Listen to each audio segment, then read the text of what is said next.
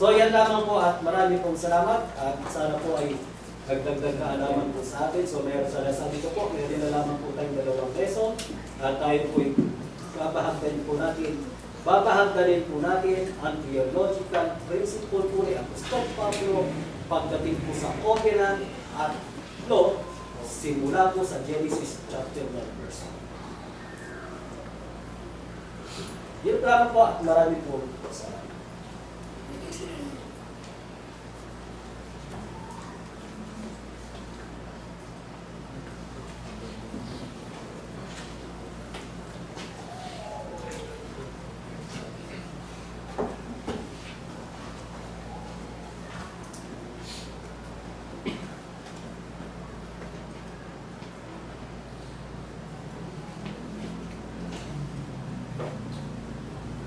Isang magandang umaga po sa lahat. Muli po ako yung magsasalita sa inyong harapan. Nawa ay bigyan ako ng Panginoong Diyos ng sapat na kaalaman para maibahagi ko sa inyo yung kanyang mensahe sa araw na ito.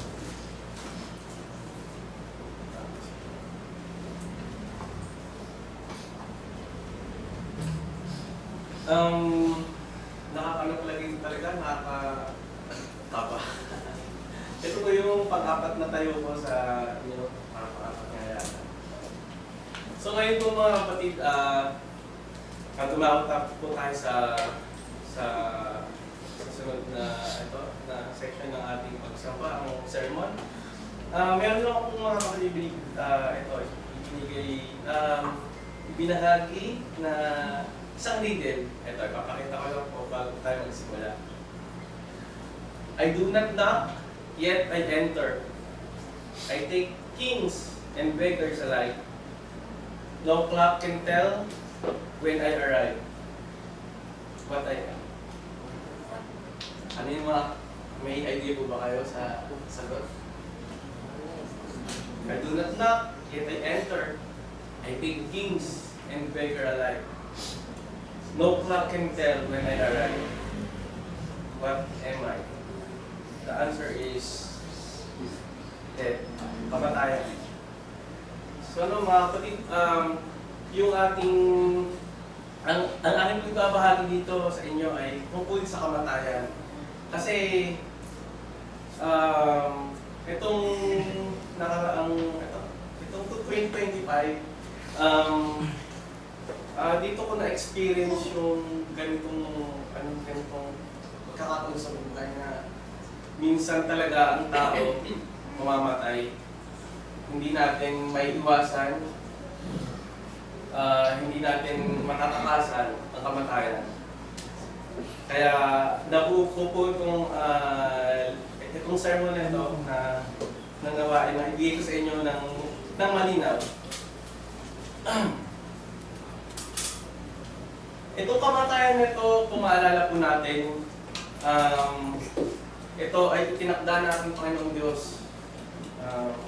Sapagkat tayo ay nagkaroon nung sa history, nagkaroon tayo dun sa Genesis, nagkaroon tayo ng kasalanan na kung saan parang minithin ng tao na maging kapantay ng Diyos. Gusto niya malaman lahat.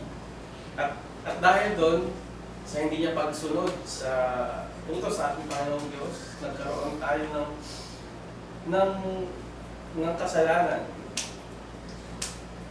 So yung makikita natin sa Hebrew 9 verse 27, dito sa verse dito po itinakda na tayo ay magkaroon ng kamatayan. Sa NIV, just as people are destined to die once, and after that, to face judgment.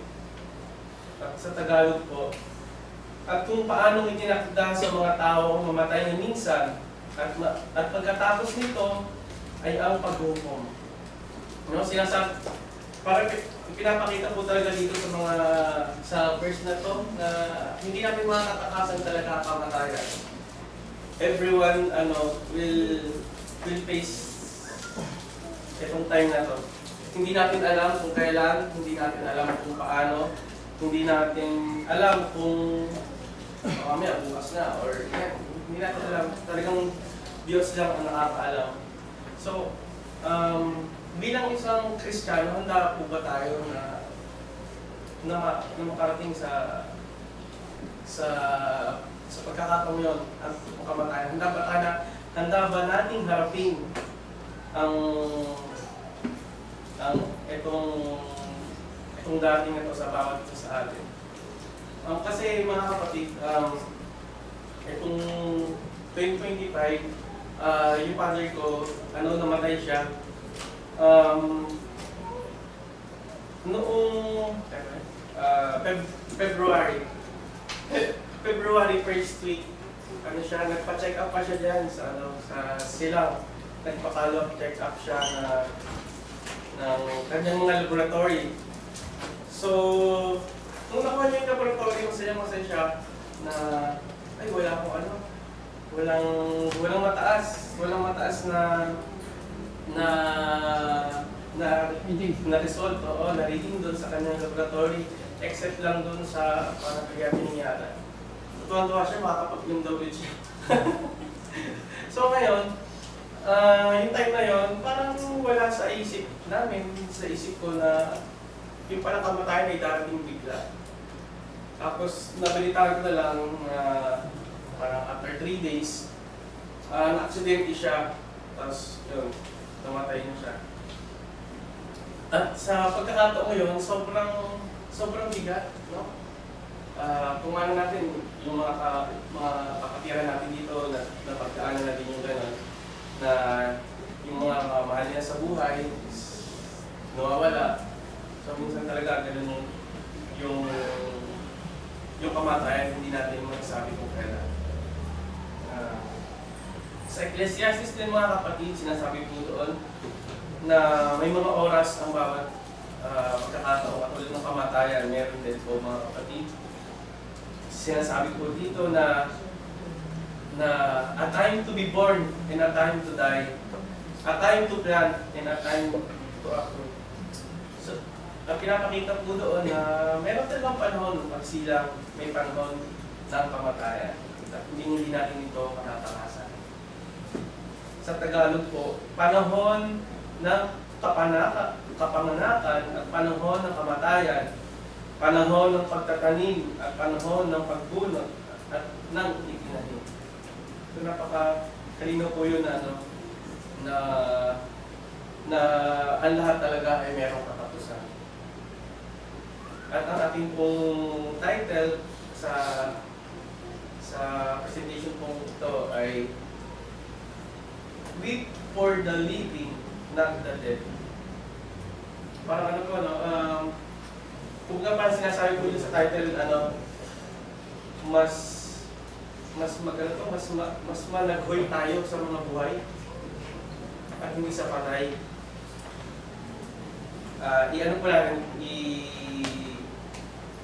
Subukan ko pong i-present sa inyo.